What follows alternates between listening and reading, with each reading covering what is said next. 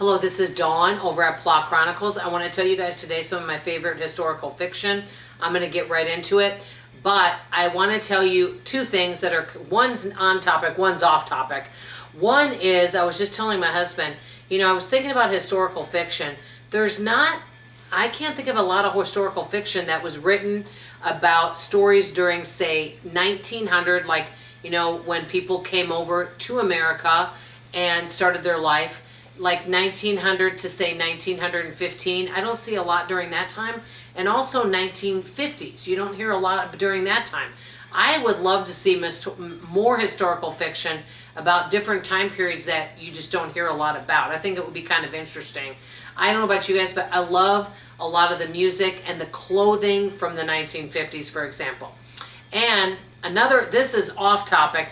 I was kind of taking a take from my last video that I did when I was talking about, some books, and I was just thinking about this. When I read some of these books, I don't know if you ever do this, but sometimes I think about ways that I could improve an ending, or how I think they could have done the book a little bit different that would make the book a little better. I don't know, have any of you ever wanted to write a book, or do you ever feel that way when you read a book? You're like, hey, this book isn't bad, but I would like to see him do this instead. Something like that. Anyway, off topic, so I'm going to get into my favorite historical fiction. Normally I don't do a long intro. Okay, I've already mentioned this book in the last 3 videos, so I'm just going to tell you. Probably my favorite historical fiction now / mystery is The Undoing of Violet Claybourne. Love it. I already told you, gothic, mystery, haunting, really interesting with a lot of twists. The next one that I liked and I thought was well done took place during 1789, called The Frozen River. It's about a healer and a midwife, and she basically kept a diary. That diary that she wrote is, I think if I'm not mistaken, in a museum, and basically it's actually based on a true story of a woman who was a midwife during that time. I thought it was a very interesting story. I loved the language during it. Women didn't have a lot of rights back then, as you know, but very interesting to see how things were done back then. Okay, number 3, I'm just going to briefly tell you, Kristin is another one of my favorite authors. Now, my favorite historical fiction book of hers that I have read is The Four Winds. It took place during 1944, the Depression era, and that was when a lot of farmers were out of work, and it was a kind of a tough book, but kind of seeing what families did back during that time. I'll just touch with that.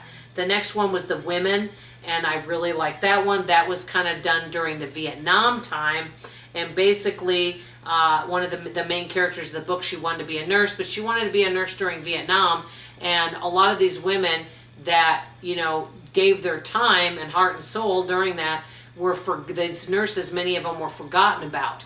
And so it kind of is a story about that and her life after being a nurse in Vietnam. I thought it was a really good book.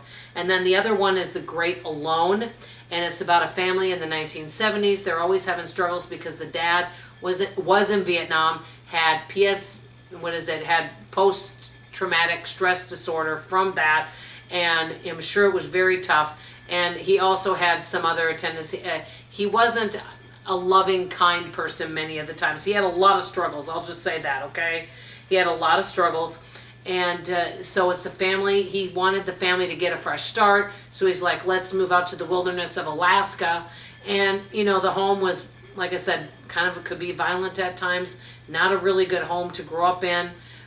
So it was her mother, and it was also him and her, and in the wilderness of Alaska, and the story of that in the 1970s. Very interesting. I would not want to live in the wilderness of Alaska. I'm just letting you guys know now. I hear about a lot of people, oh, I want to live off grid.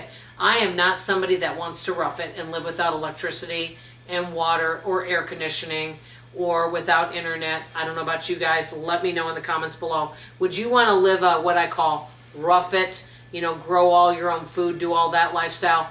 That would not be for me if I had a choice. Let me just say that. But these are some of my historical fiction. Do you guys like historical fiction? And if so, who are some of your favorite historical fiction authors? I'd like to hear about it in the comments below. If you ever want, feel free to email me and ask me to send you a list of all the books I'm reading. Love you, appreciate you, and hope to see you on tomorrow's video. Bye, everybody.